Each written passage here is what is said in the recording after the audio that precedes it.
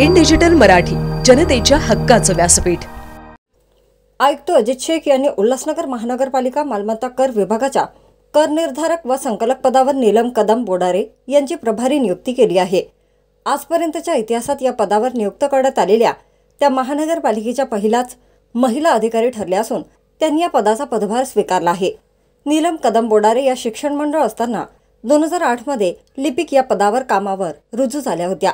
2019 साली त्यांची शिक्षण मंडळात उपलेखा अधिकारी या पदावर पदोन्नती करण्यात आली।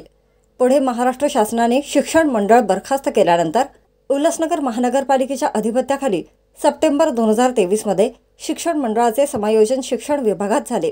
सदर समायोजनानुसार नीलम कदम बोडारे यांचे उपमुख्य लेखाधिकारी या पदावर समायोजन करण्यात आले।